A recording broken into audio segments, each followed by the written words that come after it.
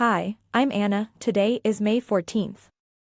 The House of Representatives voted Thursday to reject a war powers resolution that would have restricted Trump's authority to use military force against Iran.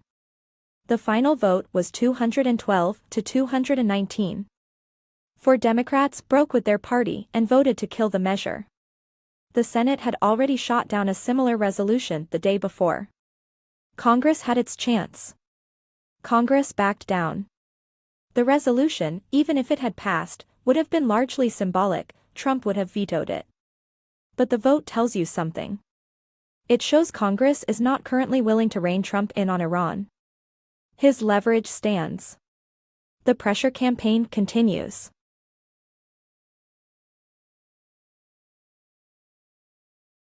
Right now, more than 20 U.S. Navy warships, including 2 carrier strike groups, are enforcing a blockade of Iran in the Central Command area of operations. The USS Boxer and its Amphibious Ready Group are currently operating in the Indian Ocean. On board, the 11th Marine Expeditionary Unit, approximately 5,000 Marines and sailors. The Boxer departed San Diego roughly 3 weeks ahead of schedule. That's not a drill. That's not routine. For officials told Newsmax, the deployment comes as the Trump administration is increasingly considering seizing or blockading Iran's Kharg Island, the chokepoint through which Iran exports most of its oil. The Marines are trained for amphibious assault. The target is on the map. The decision has not been made public.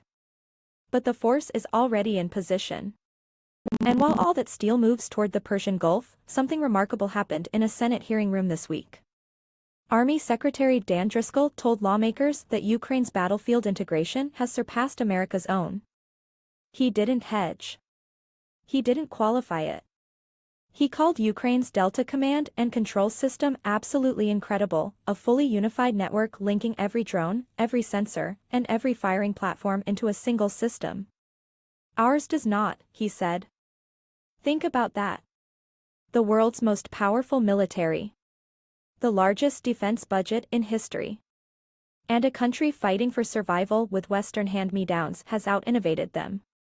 Senator Roger Wicker asked Driscoll directly, "Is it frustrating that in the 5th year of the war, we are only embracing this concept now, in May 2026?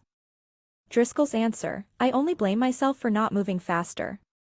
The Army has now launched Operation Jailbreak, a massive effort at Fort Carson, Colorado, where Army engineers and defense contractors are working to break down the software barriers that have kept American weapons systems from talking to each other. By day 10 of the exercise, 30 to 50 companies had joined.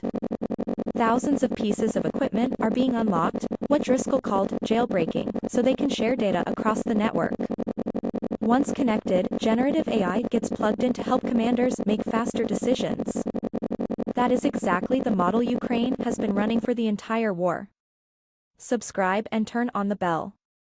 We'll be here when the next answer comes.